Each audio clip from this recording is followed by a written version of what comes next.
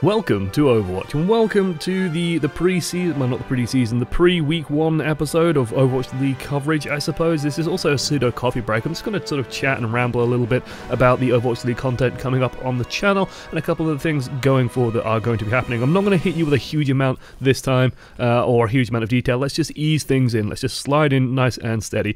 I've tried to record this episode a couple of times, and what I found was it just drags on a bit if I just start rattling off predictions, so there's not too much point in doing that just yet. What I will say is that I am very excited for the Overwatch League. I'm currently full of far too much food as I ordered a massive volume of it when I went out in town and brought some back with me, and good lord, I am just stuffed to the gills, ready and waiting to watch some Overwatch action. Hopefully you guys are too.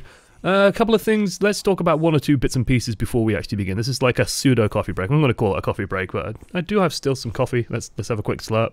Ah, beautiful, beautiful, needed that coffee. Right, first thing I want to talk about is the Overwatch League skins. They look good, don't they? They're quite expensive as well. I sort of tweeted this out and I had a couple of interesting responses in return to that. I totally get the discussion, and I think it's one of the sort of the biggest discussion points on the subreddit at the moment. It's like, how is this overpriced, is this underpriced? I think one of the top things on our Overwatch was, you use the word entitled, which to me is kind of hilarious, which is like, oh, it's not too expensive, you're just being entitled. I get it, right? I do get it. You're not meant to buy every single skin. It's just that spending £5 British pounds for basically an epic level skin in Overwatch doesn't seem quite right to me. I do understand that, hey, it's, you know, it goes straight to the teams, and I really do like the system. I love the token system because it means that if you don't care about Overwatch League, if you don't care about esports, if you don't care a jot about this stuff, those guys can just ignore it. They don't have to spend any money on anything going towards the Overwatch League. They can just focus on spending money on stuff that goes straight to the Overwatch development team instead, which might tangentially benefit the league, but hey, it doesn't directly go to those teams. The weird thing to me is this: you spend money on these tokens and then you get one skin out of, 12 teams, and maybe, sure, I get the idea, I guess the idea is that you should only really be buying the skins of the team you root for, but to me it's like, I want to see these skins in game, and I've already seen a couple of them, just floating around. People have been equipping them because they're new and exciting, but when you get the next event rolling around, like when Year of the Rooster rolls around, let's say that you bought the London Spitfire Tracer skin, and they release a legendary Tracer skin for the next event, are you really going to keep using that London Spitfire skin? So to me, like, having a bunch of these different skins would be huge. Because at the moment, skins are competing against legendary skins for your attention, basically. You're either going to wear the legendary skin or you're going to wear an Overwatch League skin.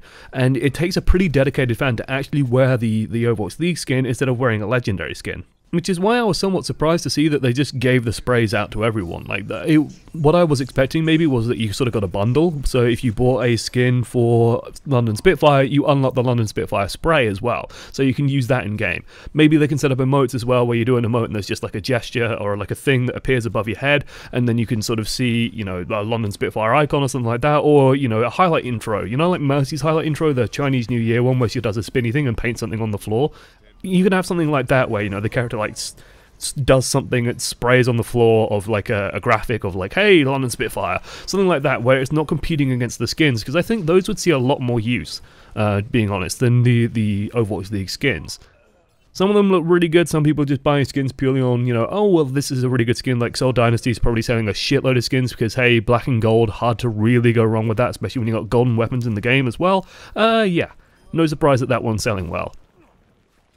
What I am hoping for, and one of the things I saw get mentioned a lot when people were mentioning, oh well, there's a Twitch deal floating around, and that Twitch have, Overwatch League and Twitch have organised a 2-year broadcasting deal, I do believe. So for Season 1 and Season 2, it will be on Twitch, every episode will be on Twitch. One of the things that they said they were working on as well is in-game reward integration onto Twitch. So, occasionally this happens where Blizzard will give out some Hearthstone packs or some Overwatch loot boxes via Twitch Prime. If they can get that working with Overwatch League as well, where if you watch, all matches, or if you just watch an hour or 2 hours, you get 100 credits or 50 credits or whatever, and they sort of bribe you into watching the Overwatch League. It's always a great way to bring people in. I mean, this is how Counter-Strike's esports scene really got started. No one gave a shit about Counter-Strike for ages until Valve did this integration where you could earn those loot boxes or the crates that you can get via watching streams. And they do the same in Dota with the compendium. You get in-game items by watching and participating in Dota 2's esports scene. That kind of stuff is necessary to me, in that it's a very, very difficult thing to do, to pull a casual audience into the esports environment. It's a very, very important thing to do, though, because it does improve knowledge throughout the scene as well, of like how to play the game and how the game actually functions,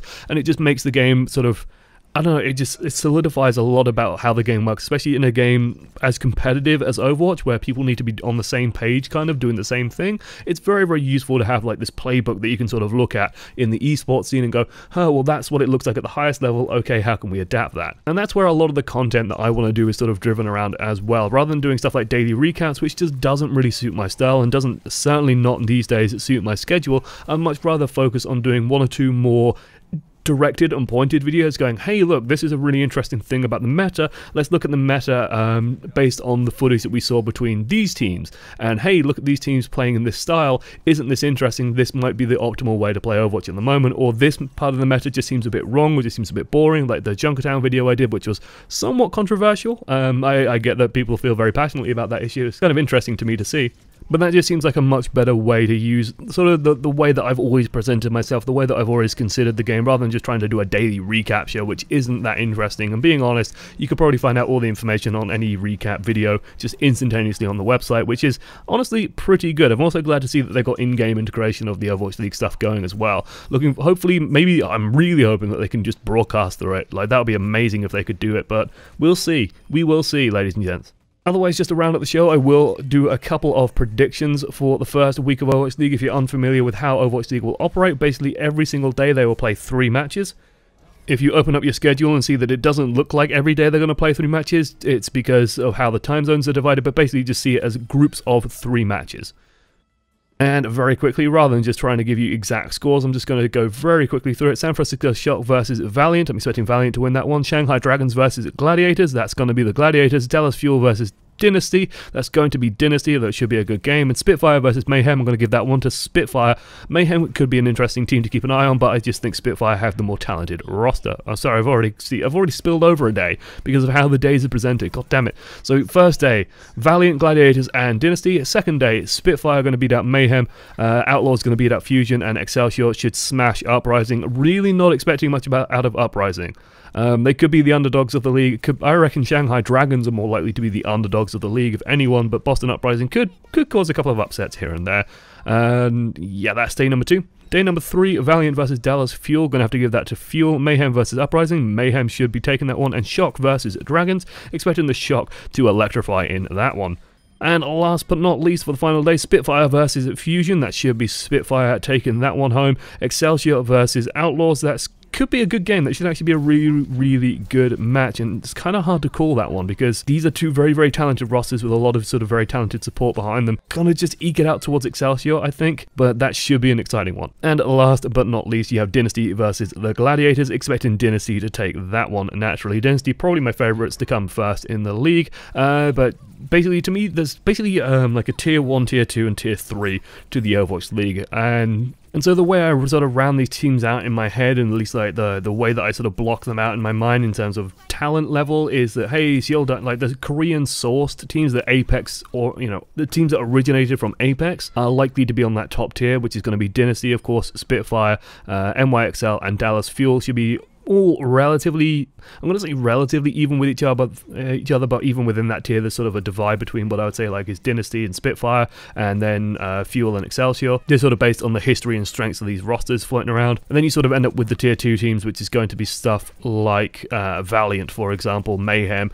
who could do extremely well, but just maybe aren't quite on the same tier as these top Apex level teams, and then sort of you end up in this kind of messy area where teams start having good players, bad players, bit all over the place. I definitely say like teams like Houston though are in that solid tier 2 bracket, could be pushing towards tier 1 eventually. Like Houston versus Dallas could always be very close. Houston could probably run with the Koreans at least, but probably not beat them, but we'll see how that develops over time. Like one of the big exciting parts about Overwatch League in my mind, and this is sort of the thing that I'm looking forward to going forwards, is that hey, we have these teams, like you have 12 teams now all practicing with each other, against each other, all in the same environment, all in the same area, pushing each other to play extremely well with a surefire prize pool, excellent conditions, they're being looked after, everything's hunky-dory for them. There's a lot of potential there to create some really, really good, exciting games, and I'm hoping that happens. I'm really hoping that happens. Otherwise, guys, hopefully you are as excited about Overwatch League as I am. If you aren't, well, sorry, I guess, but maybe you can get into it. Like, trust me, give it a look, give it a watch, try and get into it a little bit. Pick a team that you like. Maybe it's just a team that you're from. Maybe it's London if you're from the UK and you don't feel too grumpy about them being Koreans. Maybe it's just a team that you like the colours. Who knows? If you want like a good team of...